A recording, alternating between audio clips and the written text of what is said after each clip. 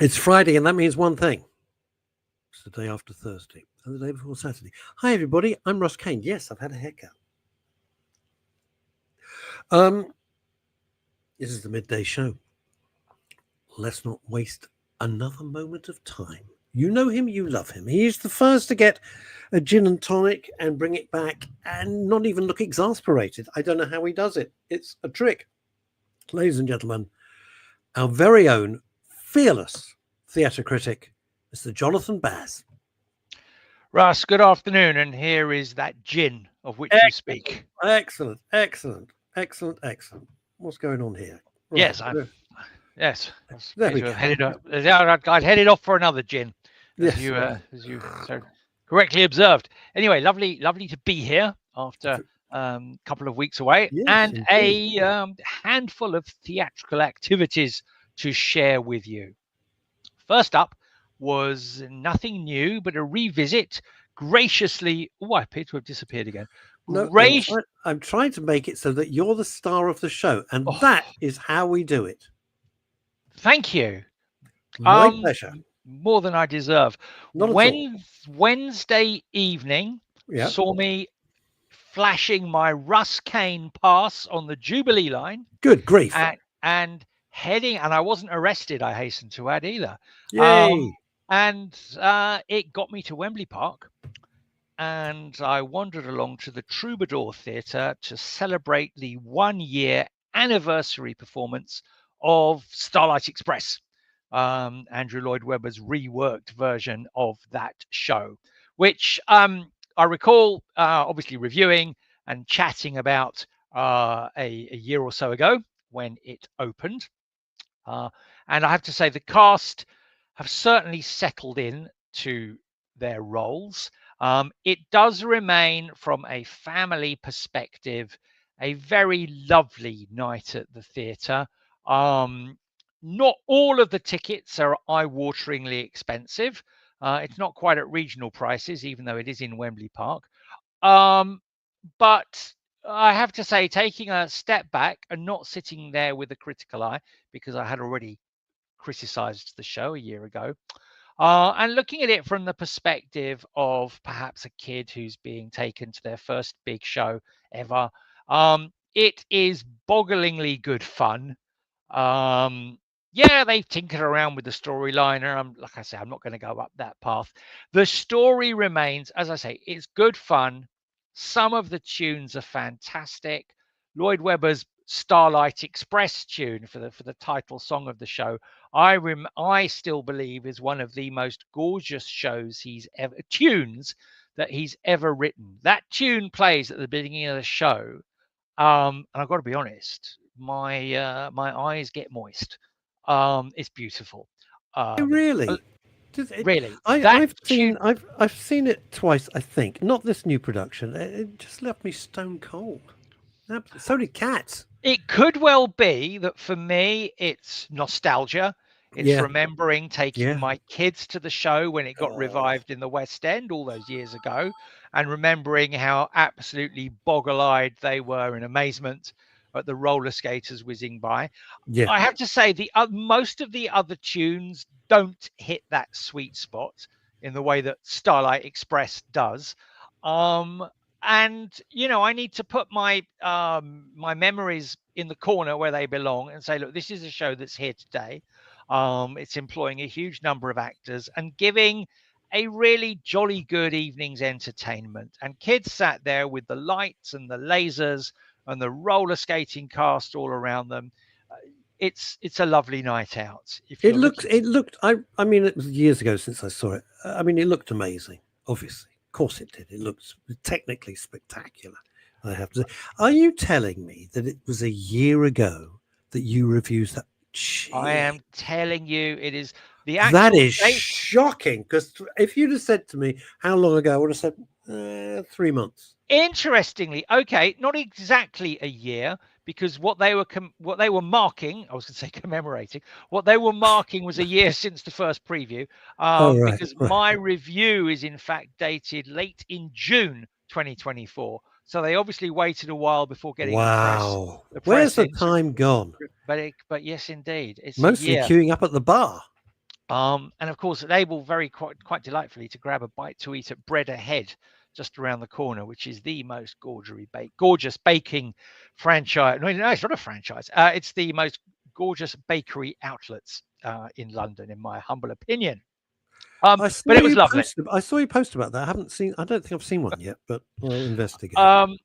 Lovely. Borough Market and Wembley and a couple of other places as well. Okay. And their donuts. Well, I suppose if you're diabetic, All on the Jubilee like me, line, then. If you're diabetic like me, their donuts really are to die for. But you'd go smilingly if you did. Go with a smile on your face. And segueing neatly into there, food and theatre, and you'll see where I'm going here, brings us on to Titus Andronicus. Classic bit of Shakespeare, doesn't pop up that often. No. And it's just opened at the Royal Shakespeare Company in Stratford-on-Avon. And I think this is my first Stratford-on-Avon review that I've ever delivered to the auspices of your show. Good grief. Because it's the first time I'd been in Stratford for a very, very long time. And it was a joy to be back there to see Shakespeare's play that has famous for having the highest body count. It's Titus Andronicus. It's not up there with Romeo and Juliet and Hamlet and King Lear that are the massive heavyweight productions that everyone knows about. Timon of Athens, I seem to recall. Oh, good Lord. I mean, I've got to be honest. Was a heavy. Well, I went to see it with because David Suchet was in it, but it was a heavy, heavy, heavy play. Yeah. Wow. Yeah. And I think, to be fair, listen, most Shakespeare is, you've got to think about it. What's quite nice about Titus Andronicus, assuming you can stand the violence, is that it's a pretty simple revenge tragedy. He comes back from the wars with the Goths, an absolute conqueror, bringing in chains behind him the Goth queen and a few of her sons, one of whom he immediately sends to be chopped up into little pieces off stage, I hasten to add. Thank God for that. And not unreasonably, as you imagine, that invokes in her the spirit of revenge. Because he's just chopped up one of her little boys. Yeah, well, it would hack you off. No pun intended. Yeah, well, quite. I really didn't mean to say that. That was brilliant. I didn't mean to say that. That was. I'm not even sure I can follow that, to be honest. Go on. Hacked off Russ.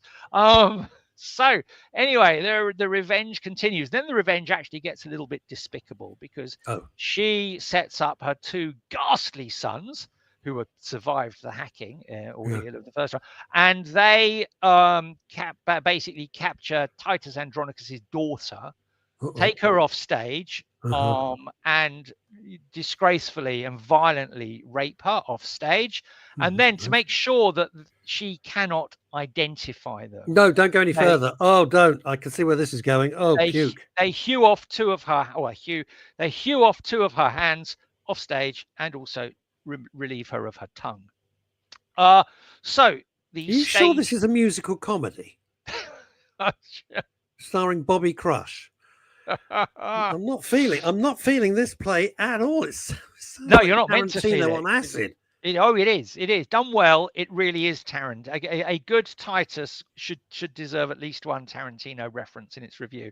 The great thing about this one is it's got the giant. We'll come on to that word as well in this show. It's got the giant of Shakespeare in it, Simon Russell Beale, who quite fancied having a pop at Titus. I mean, this is a guy who's done Hamlet, Lear, you name the biggies, he's done them. He wanted to do Lehman Titus. Trilogy. Indeed. So he is one of our greats. He wanted to have a pop at Titus, and the RSC very obligingly said, well, why not? So this production has been lined up. It's great. To be honest, it's great fun. If you've got the stomach for violent theatre, the plot continues, and Shakespeare wrote this, that later on in the plot, Titus has his hand chopped off. He of course learns of this terrible thing that has happened to his daughter. And really in a plot in a plot that is the furthest stretch of imagination you can believe. Lord, I think it was one of Shakespeare's early plays. One way or another, he captures these two young lads who have committed these despicable atrocities to his daughter. Yeah. He captures them. He strings them up. This is all on stage. He Oh, strings them up by their ankles. It's excruciating to watch. Because this is acting, it's not real, folks. He slits their throats and bakes them into a pie, and then serves that pie to their mother. Invites her over for dinner. This is the worst thing I've ever heard in my life. It's disgusting. You've occasionally may have seen cartoon references to Titus Andronicus with a character in a cap, an apron, because the final scene is he invites the Goth Queen, who's now become the Emperor of played Rome. by Alison Hammond, probably. She comes on to taste it. Is that how it would work in 2025? Well, to be fair, he sits them down. Right. And I've seen this production years ago. It was on at Shakespeare's Globe, back in the day when Shakespeare's Globe was really good. I've seen this story told with no special effects whatsoever, but a brilliant cast. And you have them up there on stage in this scene, coming to this scene where the Queen is eating the pie. And we all know that inside the pie is the meat and flesh of offspring. And people around me in the audience at Shakespeare's Globe were fainting. And that, to me, was actually the definition of fantastic theatre. Because in reality, this is just a bunch of actors on stage eating a Marks and Spencer pie. For want it's not just any pie. Could be correct. Eating a pie that's come from a shop that any ordinary customer could buy. But because the magic of theatre has worked so well, the people watching the story are groaning. They're having to hide their eyes because the story has made them believe in what is happening on stage. And for me, that will always remain one of the most beautiful examples of what the power of good theatre can do. So it's a lovely show. I won't go into any more of the gory detail. Let me ask you a question. Go on. There's some fantastic little comments coming up, but I know you don't want comments on the video. We'll do it afterwards. But thank you, everybody. What is the point? Well, what is the point of this Russ, gore fest? I'm serious question. Okay. What is the point of going to see a Tarantino movie? Well, I don't know. I agree. There you go. I think it is. And we'll have a little brief wander up this subject, actually. I think it's to do with, back in the day, we all liked to be told fairy tales when we were young. Mm-hmm. Some of those fairy tales were quite horrific. Yes. If you scratch the surface on them. They were all ghastly. Really gruesome. Very. And I think as we turn into adults, we still like, or some of us, me included, still like to be told fairy tales or fictional stories. The key thing being fiction.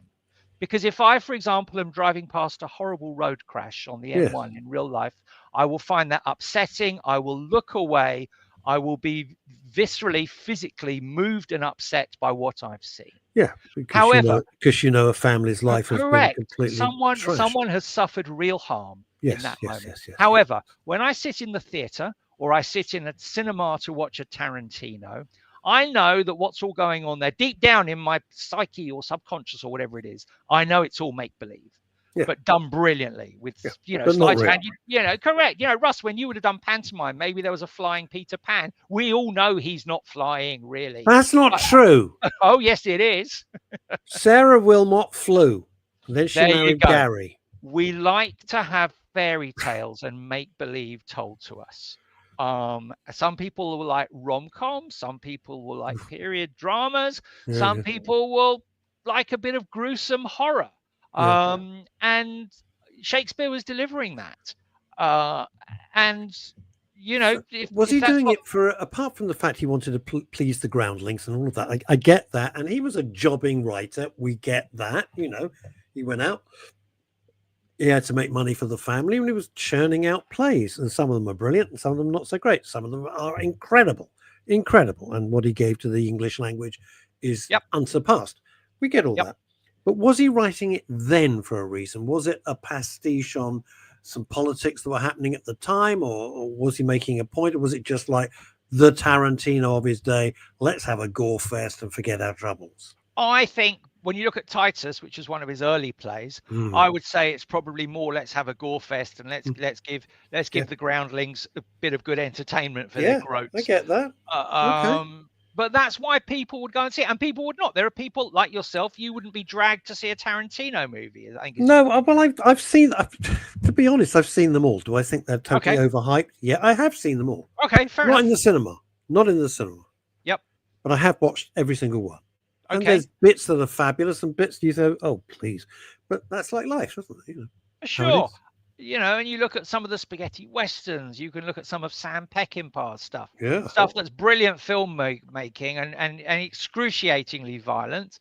Yeah. And you go and see what you want to go and see. And, you know, Titus, I've always enjoyed a good Titus Andronicus. This one, it's quite interesting. The violence is quite suggested. So when someone gets stabbed, the actual stabber and the stabbee could be 6 feet apart on stage. However, the stabbee has been rigged with lots of bloodlines. So when the stabbing action takes place, the body erupts in a shower of blood. So it's jolly good fun to watch. Did it go down? No pun intended. Was it well received? Did everybody love it? Yes. And you know, people laugh because the horror is so grotesque and so over the top. People are going, "Oh my god, I can't!" You know, not that loudly, but you can see the reaction from a number of people. Oh my god, I can't believe, bloody blah. So there we are. It's a great play if you like that kind of thing. I'm not sure if it will come to London, because Titus is really one of those minor plays. It's not a big hitter, is it? It's kind of his canon. It's pretty down. It's got Simon Russell Beale. Yeah, well, we love him. The guy's brilliant. He's fantastic. Did you see him in the Christmas Carol? No, I didn't. Bridge. It was at the Bridge. Was it the Bridge? Yeah, I'm pretty sure it was the Bridge. Christmas Carol, and he's just, man, he's just tremendous, isn't he? What a talent! What a talent! Next up on my theatrical here we go is in fact, because I said I had 3 plays. In fact, I've actually got 4. I said I had 4, including Starlight Express. That makes 4. So this is number 3 of the 4. This is My Master Builder, which is currently at the Wyndham's Theatre, starring Ewan McGregor, Elizabeth. I hope I pronounced her name correctly. Debicki. Yeah, Debicki. Who our next guest, Chantal, has met many times in Los Angeles when she was CEO of BAFTA. Well, indeed. So Elizabeth Debicki and Fleetwood, which of course her first name is Kate Fleetwood. No, Mick Fleetwood. That's just a rumor. Hey, that's very good. Anyway.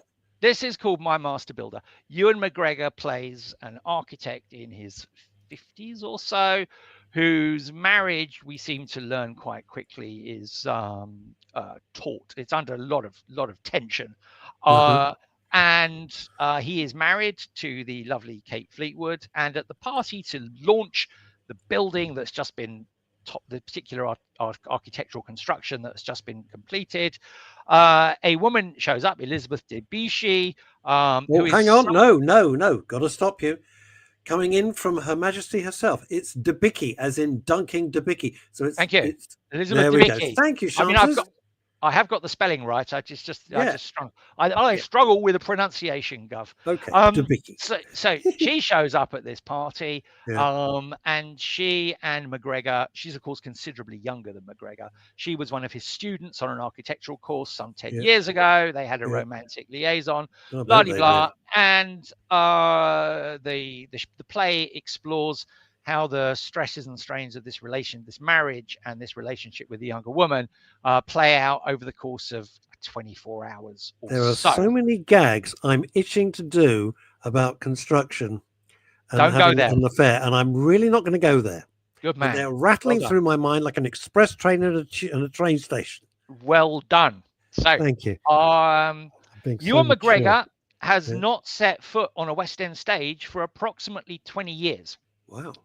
And it shows.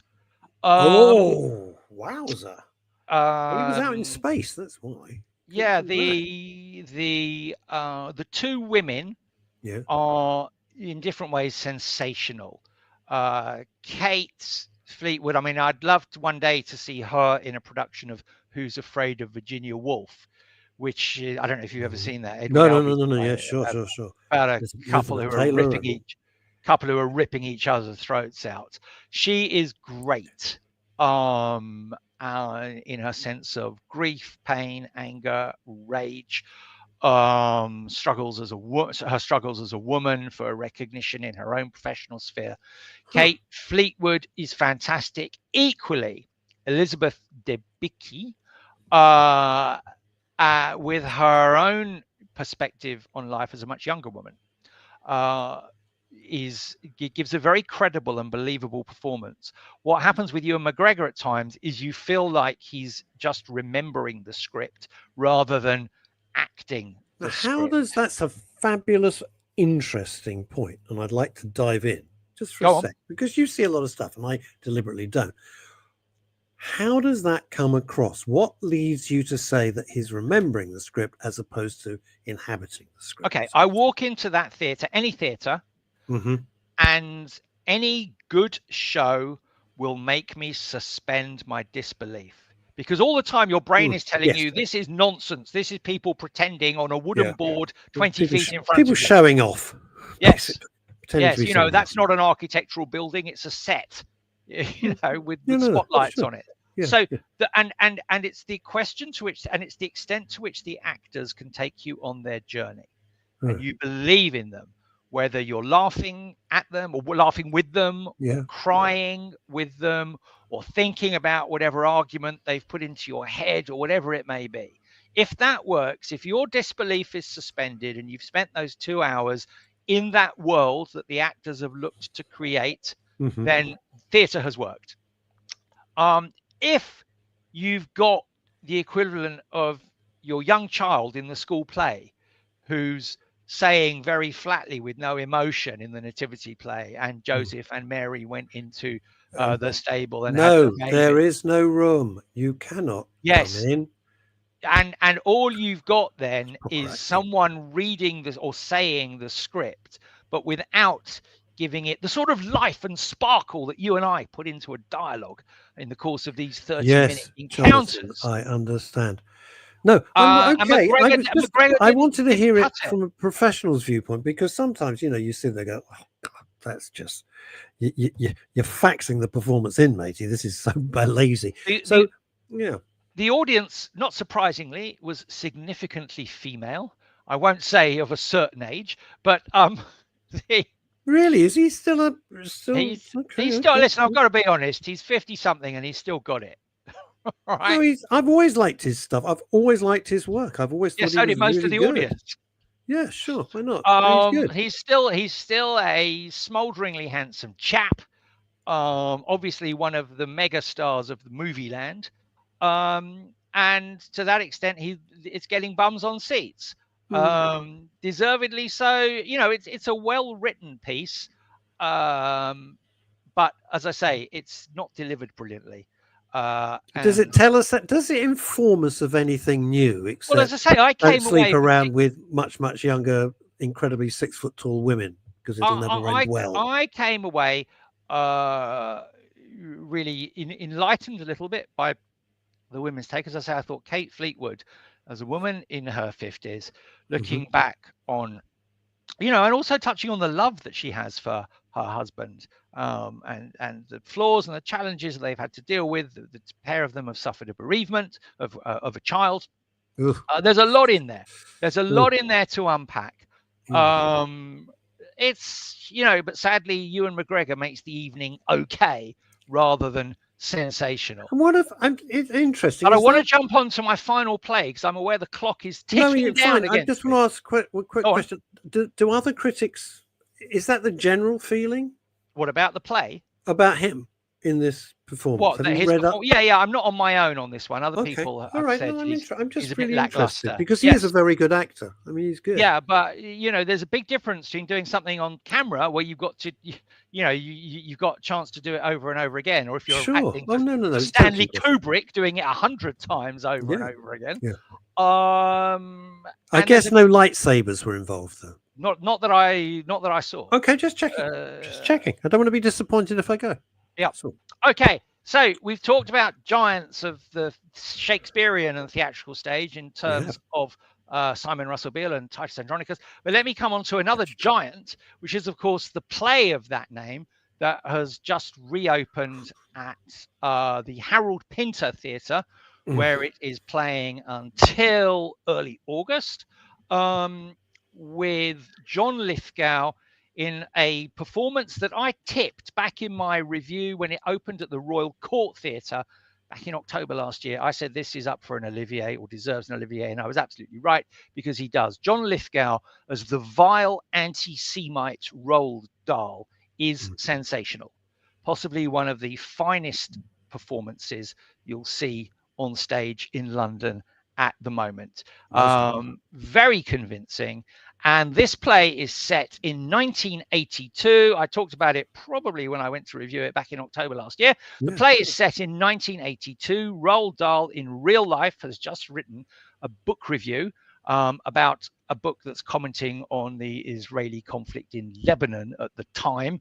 He's written in very appallingly anti-Semitic terms. The words that he uses are ghastly, and that really happened in real life, folks. yes. Also, the other bit of real life It was a piece of work. is that a few days later he had an interview with the New Statesman, in which he said, amongst other things, referencing what happened to the Jews in the Holocaust, even a stinker like Hitler, must have had something to cause him to do what he did to the Jews. Yeah, it was the most unbelievable quote, and I thought when I first saw it, I thought, no, I must be misreading this, and then those two events really happened in real life: the book review and the interview with the New Statesman. And the play, written by Mark Rosenblatt, is then a complete fiction, which deals with a visit to Roald Dahl's lovely house in Great Missenden from his English publisher, Tom Mashler, who's head of Jonathan Cape, and his opposite number from New York, who is a completely fictitious character, a woman called Jessie Stone. Tom Mashler was and is played by Elliot Levy, who I think has also won the Olivier for Best Supporting Actor. And Aya Cash steps up to the role of Jessie Stone. She's taking over from Romola Gary. All of the actors in this play are fantastic. And to be fair, the dialogue is incredibly tight, and it is a well-written play. I do, however, have an issue with the argument of the play, which makes it very clear that Roald Dahl is an anti-Semite and criticizes him for that. But when Dahl spouts some significant criticisms of Israel, there is little debate that's offered to challenge a lot of what Dahl says. And to that extent, I find the playwright to be disappointingly biased. And this is an outstanding set of performances, unquestionably outstanding. But when one takes a look at the script overall, in my view, and I've got to be honest, Russ, I'm an outsider on this one, a real outlier. For me, I found the play disappointing in October, and I'm finding it equally disappointing, probably more so in now, because the acclaim and the publicity that the show is receiving makes me feel queasy when I look more closely at how the script plays out, particularly in the second act of the play. So those are my reservations. Notwithstanding that, it's still Mark Rosenblatt. It's his first ever play. He's technically put together a piece of genius. But argumentatively wise, I think it's deeply biased, and I'm unhappy with it. You're feeling queasy. You look who's taking over at the National Theatre. Boy, some track record there. You look who's taking over at the. You look who's taking over at the V&A. Little bit of track record there as well. Jesus Christ, this ain't going to end well. It ain't going to end well. None of this. Let me stay, though, for the record. I will still continue to attend the National Theatre and review their stuff. I will do that. And I'll call out what I see. I'll call out what I see on the basis of the production that they choose to put before me. But I'm not going to boycott the theatre because of who has been appointed as its artistic director. Jesus. And then you look at the literature prize. Anyway, you know, Well, quite, yes. we live in a time of boiling, roiling rage, and this is not going to end nicely. You're probably correct. And I don't mind being in the front line this time. What a depressing end to our usual buoyant and bubbly but we didn't ask for this, Jonathan. We didn't ask for this. We didn't ask for any of this shit. It has been forced upon us. And I think it says a lot about you that you can look at something and untangle the obvious subtextual, not so subtextual message and look at it in terms of art, which is that we could discuss for another hour, but we can't. But well done you. Of those three, I think I'd probably go and see Starlight Express and sod it and forget the rest of the world for a couple of hours. I think that would be rather nice. It's certainly the least distressing of all the plays that I've talked about this. Unless you're a music lover. Oh, we went and said it. Boom. Jonathan, thank you so much. Thank you as always. You get better and better every time. Really, I find it fascinating. I so look forward to you being on. All right. Stop blowing smoke up there. Oh yeah, I forgot. He's been appointed. Bye-bye. Hey, there we are. Oh, I can make myself big. Hang on, we'll make myself big. Is that going to work? That'll do. Okay. That'll kind of do. You know how, I don't know what the hell I'm doing today. I mean, my mind's all over the place. I've got to work all weekend and my mind's racing. Ladies and gentlemen, you know her. You love her. She is the queen of everything that's on a screen. She reigns supreme. I can't think of anything else. Never uses Brill cream. Chantal Rickards. Oh, hang on. Bug it up, isn't it? Let's try that again. Chantal Rickards. Yes. Fantastic. And looks like a custard cream. You don't. Thank you, by the way, for the dubicki. I couldn't remember. I knew you'd met her because she was in The Night Manager, right? She was, and that's when I interviewed her when she was in The Night. She's 8 feet tall. She's 8 feet tall. She huge. Makes me look incredibly small. I mean, I'm not a tall woman, but she made me look really, really titchy. She's huge. I mean, but Australian. very, very slim, but incredibly tall. Yeah, Australian. You've met them all. Yeah. Well, I've had a sort of bit of a theatre week in that I saw Tom Stoppard at dinner last night, 2 tables away from me. So that was very exciting. Oh, I thought he was round your house. He wasn't round at my house. Great.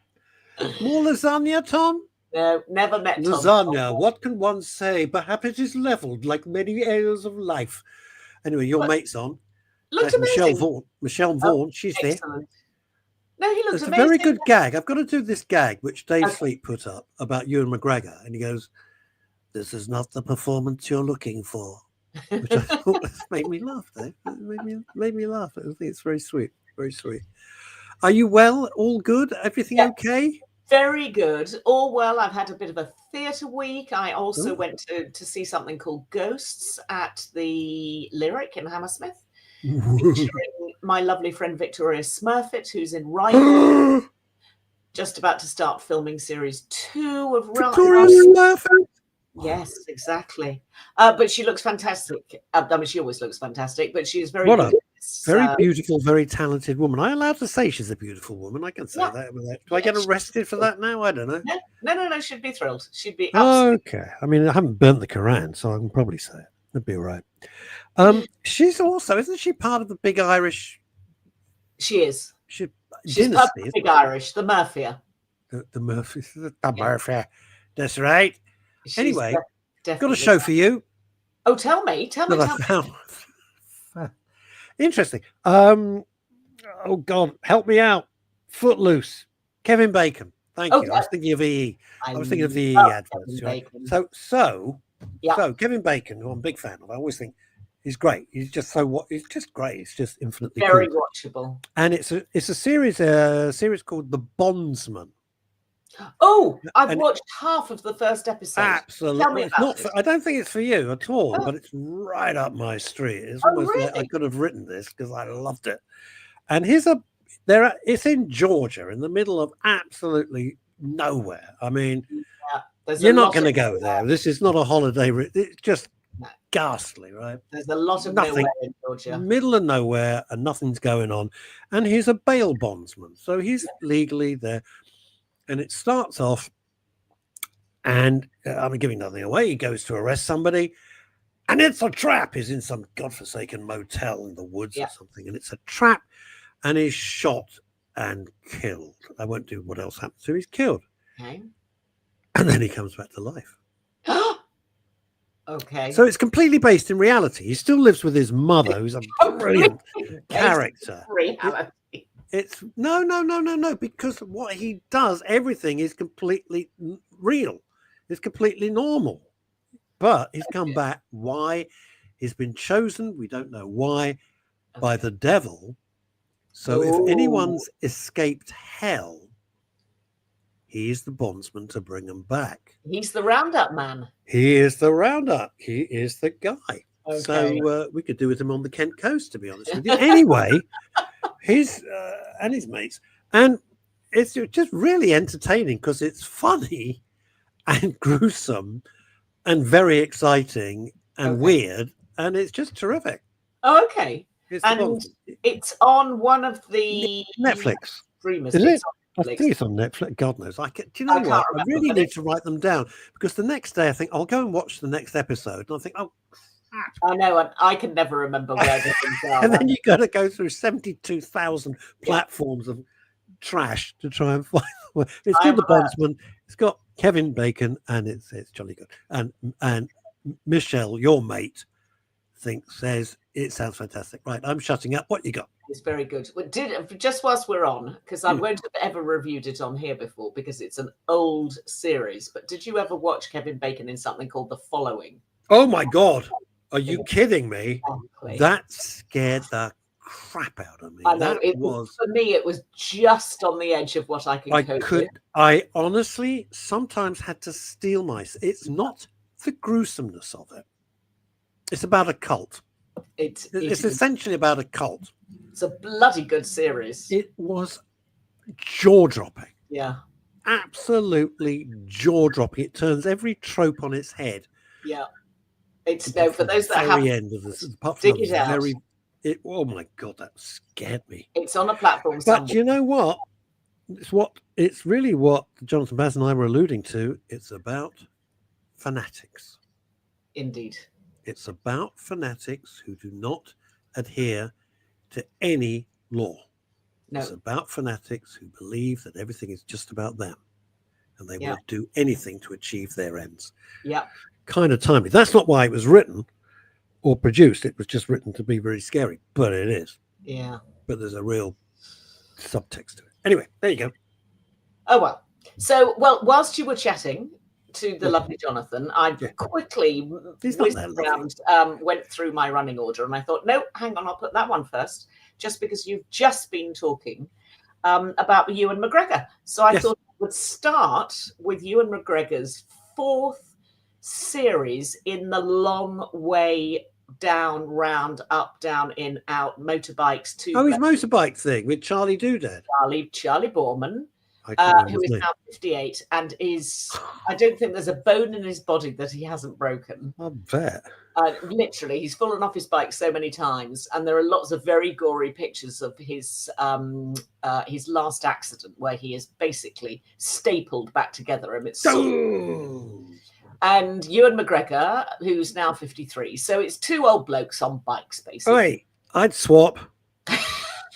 Jeez, I would swap like that. Did you ever ride a motorbike? No, I always wanted to, and I never had the nerve because I have no sense of balance. I took a CBT test. What? I did actually. I've got no sense of balance at all. I did. I learned to. I took a CBT course, and no, I don't really. One of my kids has got an unrestricted license. He's that good. He can go and buy any motorbike in the world now.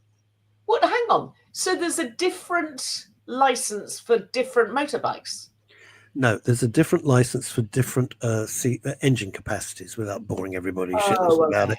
So I think you can go up to 600cc on a certain license, and then you take further tests until you have what they call an unrestricted license, which means if you want to go and buy a Ducati or you can buy anything you want. but that's only with an unrestricted license. Well, Otherwise, you're limited to where you kick off with 125, obviously. Well, Then you can go- don't you have a little scooter one, like a 50cc? No, you can start on a 125. 125. Okay, sorry. You can start on a learner plate. Yes, on a learner plate you can go up to 125. Okay. All the people delivering fast food garbage, they're That's on what they're on. like 50s or 125, and they've never taken a test in their life. You can bloody well see the way they ride. Terrifying. Ever No. taken a test? You can see it a mile off. A whole lot of them should be just investigated. It's shocking. The first rule of motorbikeing, Yes. which my kid told me, right? The moment you're moving, feet on the pegs. In other words, you take your feet off the ground, straight on the pegs. You've got to. You hit a pothole or something, you're going to break your ankle straight away. You look at any of these people, I'll be careful what I say, delivering fast food on L plates. What do? They all ride with their feet down. I don't think they've ever been instructed. Not once. Oh, really? Okay, I wouldn't have. You watch it. That See it next time. It's the golden rule of motorbiking. You never drag your feet on the ground, ever. Well, there you go. Asking to get your ankles broken, your toes broken, you know, anyone would tell you that. So anyway, that's it. Okay, I have only ridden a scooter once in my life, and I went over the handlebars about 20 feet after I started to learn how to do it, and I never went back on one ever again. Oh my God. I know, scary. Do you know why I say oh my God? Because I had forgotten. I was in somewhere abroad. I was a kid. I thought, I'm going to get on a scooter. Yeah. Got on this scooter and I ended up in a rubbish tip, and the metal, all the metal spikes and all the metal I never got on another scooter again. Ever. Yeah. No, I practically bribed my two boys not to have motorbikes. And I know the eldest, when he went off around Vietnam, which I thought it was a hiking tour of Vietnam, he told me when he got back it had been a motorbike trip around Vietnam, good. Which I was very happy not to know about at the time. Thank God. What could possibly go wrong? What could Mark possibly Elvis Hampson said, afternoon, Russ and Chantal, I've had a full motorbike license since 1975, the last of the 1970s breed, and still can't drive a car. Oh, wow. Although, interestingly, apologies, I'm not very active. I've got your show. That's fantastic. He's meant to be doing another show and he's watching our show. That's brilliant. Well, Chantal, of course you'd want to watch her. Absolutely. The thing about Mark, I just want to say this, that motorbike riders make brilliant car riders because car drivers are so aware. Yeah. My son is the best driver I've ever been with. Ever. Yeah. He's unbelievable. Well, I know you hate cyclists, but I am a very good cyclist, and that makes me a better pedestrian and a better driver. Sorry. Moving on. Anyway, long Way Round is now called Long Way Home. The latest premise for this is they start in Scotland, they go through 17 different countries in Europe, they come back across the channel from Calais, and then they go to Charlie's home in Suffolk. So you go. How long did that? They went through 17 countries. They were away for a couple of months, and it's just two lads having a chat. Basically, it's kind of like the Mortimer fishing thing, I suppose, but on wheels. You know, it's exactly like that, except they sort of don't talk about their inner souls and get all sort of woo-woo, deep and heavy. Yeah. It's just a little bit more sort of casual than that, and there's a bit of motorbike stuff thrown in. And it's sort of a really, really gentle watch because it's just two blokes enjoying each other's company. What's not to like? And you see some beautiful countryside. It's very well filmed. And there are a few sort of lumps and bumps along the way, but there always are. And the stuff that is sort of free form and not set up is actually slightly better than the stuff that is, well, we're going to stop here and you're going to do something funny, which are the bits of those programs I don't really like. But you have to have some of those because you can't rely on just, oh, well, we'll find something funny to say about along the way, because it doesn't always work like that. Because you might just be driving down a road and think, well, this is dull. That's why, well, actually, it's why documentary and factual programming is so difficult, because actually you've got to prearrange a hell of a lot. You can't just leave it to chance. Otherwise, you'd be filming forever waiting for something to happen.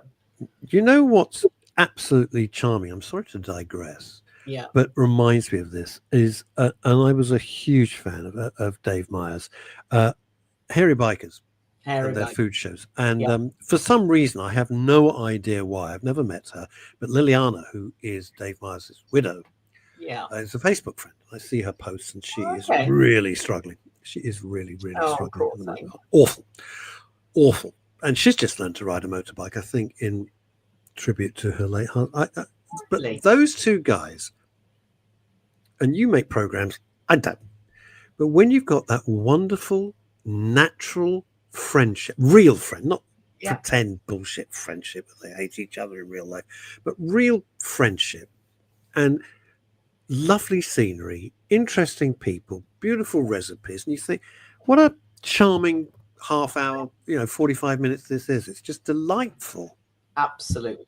Anyway, this is on Apple. For those that have got Apple, this is on Apple. Come round to my house. I'll show it to you on your Hey! See? Things are looking up straight away, folks. But it's easy watching. So I just thought I'd shove that in right at the top. Nice, we have been talking about Charlie, and or Ewan rather. Yes, Ewan. It's worth watching. It's 8 episodes, 8 40-minute episodes, I think, and I've watched the first 2, and it's just a gentle amble around the countryside. While we've been talking, I'm trying to think of 17 countries in Europe.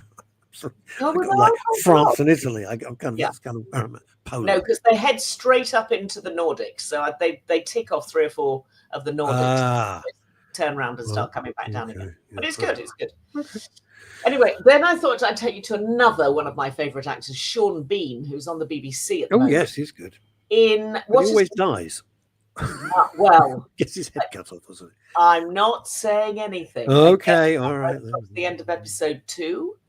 But it's described as the Scouse Sopranos, which I think it really is only as, it's just because somebody has thought this is alliterative, so we'll put the 2 words in the same sentence. It is a gangland drama from Liverpool, but it isn't really the Sopranos. No, hardly. Yeah, hardly. But anyway, this is worth watching. Sean Bean, still very much gritty northerner, is at the end of his gang life. He's the head of the gang.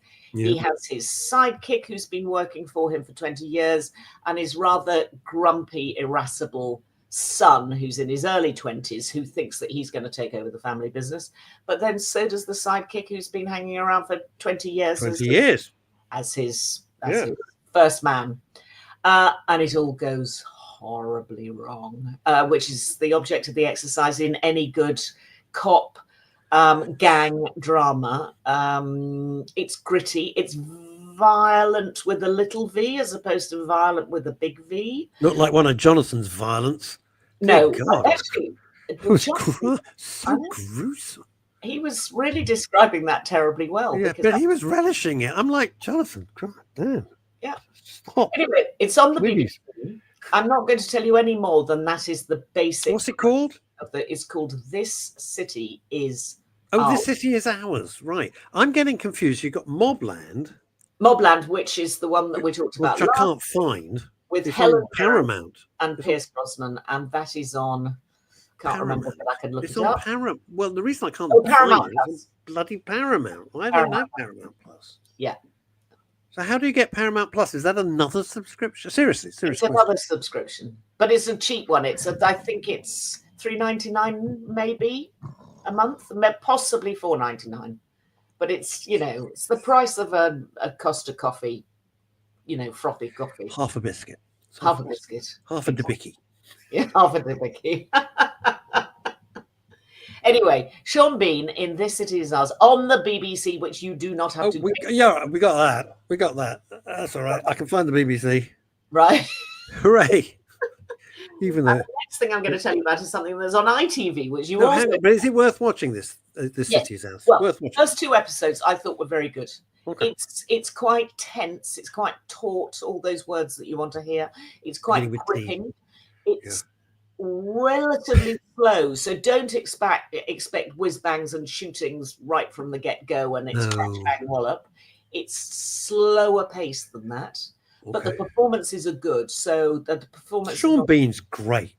I could watch Sean Bean. He's just great. I love him in the Tetley tea ad. I mean, that makes me laugh. Is it Tetley tea or is it coffee he's doing? No, it's not Yorkshire tea. Yorkshire. It's the only tea I drink. I only drink Yorkshire tea because it tastes so much better. Yeah. And I write to them. They have the wittiest people on Twitter, X. They're just so Oh, funny. really? Yeah, they're really great. We have such a laugh. I just do it to amuse myself sometimes when I'm feeling a bit blue. So so Yorkshire tea. Very Excellent. Excellent. Very good. Okay. There's an advert. I got to tell you, I have my doubts about Uber for all sorts of reasons, which I may have touched upon tangentially during the show, right? About Uber. But I don't understand how it works. They've got a thing like Uber trains. I don't know what it means. They I don't know have. if you book it. I don't know if you book a train through. I don't understand it. Never explains. But the adverts are hilarious. Yeah, they're very well written. They're really, whoever did that, it's like, oh, this is the golden age of which you and I loved. Of proper advertising. It's entertaining. It's intriguing. That every person in the advert is just tip top. I mean, bravo, whoever did it. Yeah. Good. Oh, Fat Scotty is saying he's agreeing with you. I'm not going to do the voice. The Studios House is phenomenal. Binge watched all of them, and it's very graphic in parts. Fantastic performance by the chap who played the chief of police from Carry On Abroad as Mr. Big in this. Oh, okay. Chief of police in Carry On Abroad. Well, very possibly. That passed me by, I think.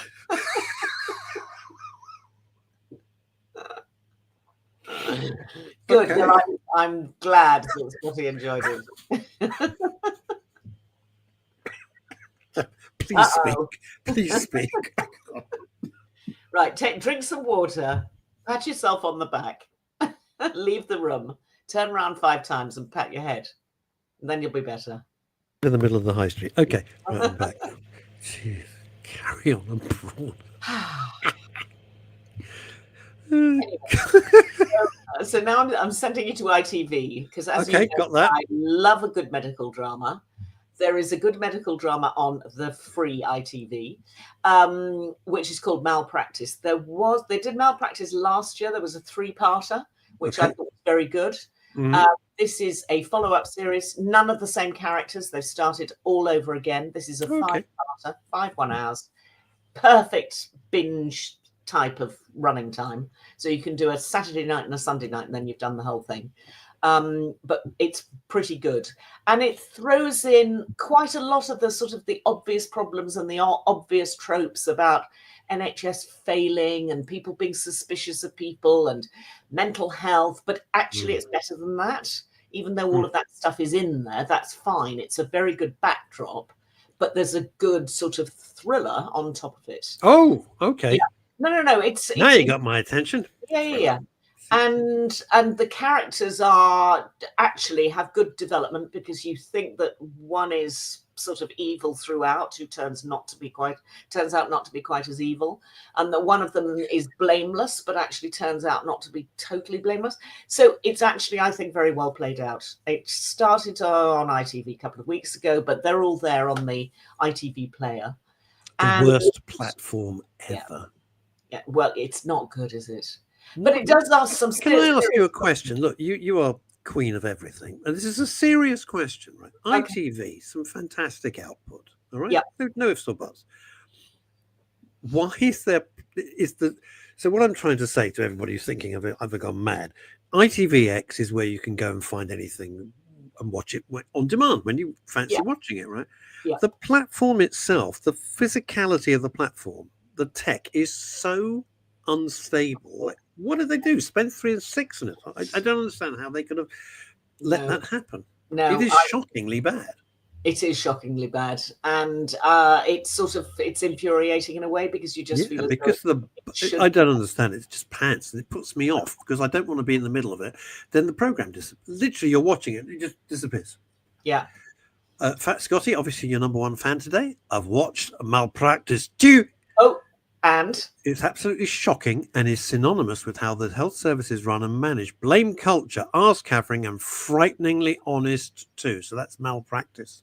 Yeah, that's exactly what I thought. Because the real questions are what happens when somebody behaves in a way that is not appropriate in a hospital, and how do mistakes happen? And here they've created something called the Medical Investigations Unit, and I was thinking, does that actually exist? So I looked it up because I wanted to know whether there was something like that. And there are about 3 or 4 different types of boards or collectives that get together to try and sort things out when they've gone wrong, but there isn't really a sort of a set of medical coppers, if you like, who go in and do this stuff. That would be a good show. Well, it probably would. That would be a good. I couldn't write it because I don't have the talent, but that'd be a good show, wouldn't it? Really? Yeah. It's Jeff Pope who's written this, who's phenomenal. Why do I know him? He's very good, but I don't know why I know him. Right, look him up. Jeff Pope has done half of the things that have won TV BAFTAs in the last 15 years. I've got a quick question for you. Question. Chris Lang, Unforgotten. What was the name of his new series? It's not a trick. It's not. I'm not trying to catch you out. I was desperate to watch it, and my mind, which is far too occupied at the moment, was. Do you want me to wind back through my list? No. Send me a Hang note. on. Send me a note sometime. Right, is it not the Diplomat? Is it? No, Chris Lang. Chris Lang. I'm so sorry, but I'm trying to watch this. Don't worry, we can do these things. Chris Lang is one of my favourite writers, and. I know. Unforgotten we've just talked about. So it wasn't Chris Lang. So this is a new thing. I couldn't even find it. Oh God! Don't know. We'll find it. Right. Okay. I can look it up on Twitter and go back to Chris Lang, and just because I wrote to him, so I can just say. Oh, it was called I, Jack Wright. That's it. That's the one. Which is Trevor Eve, who dies in the opening titles, basically. Spoiler alert. No, because that's why it's called I, Jack Wright, because I, Jack Wright is the first line in his will. So you sort of have to know that. But anyway, Thank you. I, Jack Wright. It's been driving me mad for a week. Right. Welcome to my world, everybody. Right, write down malpractice. I've written it down. It's done. I've written it down. Okay. And that was ITV. I'm giving you lots of really free content this week. Thank God, because everything's normally... It's me banging my head against the wall going, not Apple again, please. No. But if you can cope with this, I'll tell you about the next one that I don't know, have you got Disney Plus or not? I'm not sure. No. It's good, though. It's good. What, Disney and Plus? I was sort of surprised to see this on Disney Plus because it's a very British story. It's Rachel Zegler as Margaret Thatcher. No, it's not, strangely. It's got a terrible title, but I suppose it is what it says on the tin, which is, and it's a true story, and you will remember it because we were all in London on 7/7. Oh, God, was I ever. Long time ago. Yeah. And that's basically where it starts. So it's called Suspect Jean Charles de Menez. De Menez. Who was the guy who was killed? Yes, he was a plumber, wasn't he? He was a plumber or an electrician. Exactly. Electrician, and they killed him. Brazilian electrician. Yeah, had nothing to do with anything. Nothing to do with the. That was under Cressida Dick, of course. It was. So basically, at 7/7, there were bombs in London, mostly in the tube, but also one on a bus. Then 3 weeks later, there were 4 other bombs that didn't go off. Thank God. And this surrounds But it is the religion of peace. Never forget that. That's important to stress. But this surrounds the attempts by the London Metropolitan Police Force to find the 4 guys who had planted these bombs that hadn't exploded properly. So they all went from the nearest tree. And they mistook one of the bombers for a guy who was just an electrician living in Tulsa. But he leapt. I'm not saying this is an excuse. Please. No, you've got to watch it. Don't. Honestly, you've got to watch it. It's got my absolute favorite. Okay, I'm going to shut the hell up. Okay. Yeah, I know what they said at the time. All right, I'll put it another way round. Right. I'll put it in neutral terms. At the time, the police said that he vaulted over the entrance doors of the tube. Watch the show. I'm saying that. I'm just saying what was put out. Yeah. Wow. Well, this is how I'm saying. And there is a plaque to him. There is a very beautiful multicolored plaque. Yeah. To Charles de Menendez. I can never pronounce his name, and I apologize. I'm not trying to be amusing. I always struggle with it. And outside the tube station, where unfortunately he met his untimely demise. Yeah. It's But very good. It's 5 stars. It has to be said. Yes. And at the moment, I am not a huge fan of the police for a variety of reasons. and won't be until there's radical changes. But I will say this. When one of the greatest cities in the world has been blown to shit by raving, fanatical, barbaric, lunatic savages, Yeah. emotions and tensions are going to be very, very high. And mistakes in the heat of the moment will happen. I'm not making an excuse. I'm not. But put yourself for a second Yes. in the role of law enforcement trying to resolve this horrible, disgusting, filthy crime. Yes, I completely agree, and that's why it's worth watching all 5 hours of this thing, because I thought, oh God, am I going to, get much out of this? But actually you get so involved in the minutiae of it because it takes it all the way through to when there is an inquiry and what comes out of the inquiry. And it's sort of heartbreaking because you know what happens right from the get-go, but it's as taut as a thriller because it's actually and its name is called Suspect: The Shooting of John Charles Domenez. Got it. And it is on Disney. Okay. Disney Plus. I think it's very well made, actually. Okay. Very, very well made. I'll tell you what fascinated me about that day. I was in town for meetings. On 7/7? No, 7/7. I was in town for meetings. Yeah. Right in the heart of the West End. It's 1 minute past 1 already. The world can wait. The hell with you all. This is Chantal Rickards. She's got an OBE. No, I can talk all day about television. Yeah, what I was going to say is this. I was in town and I wanted a phone.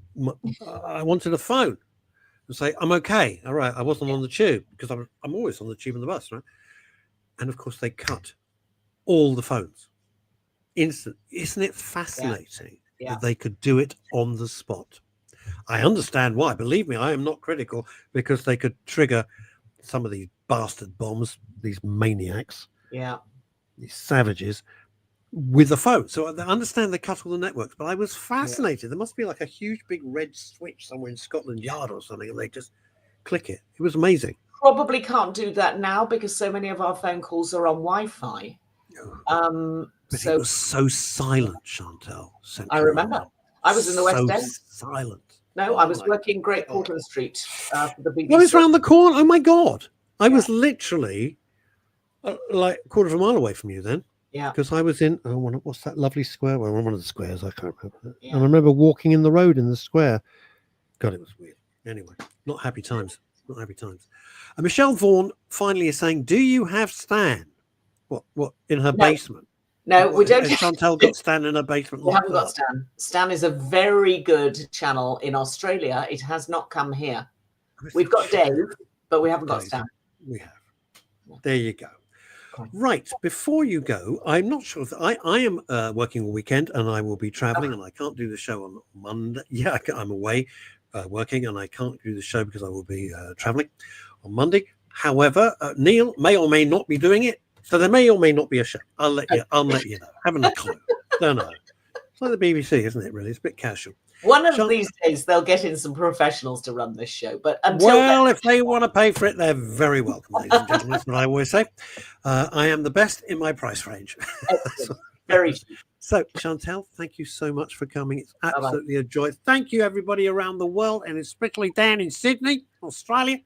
Until we meet again, cheerio and take care. Remember, no hurty words.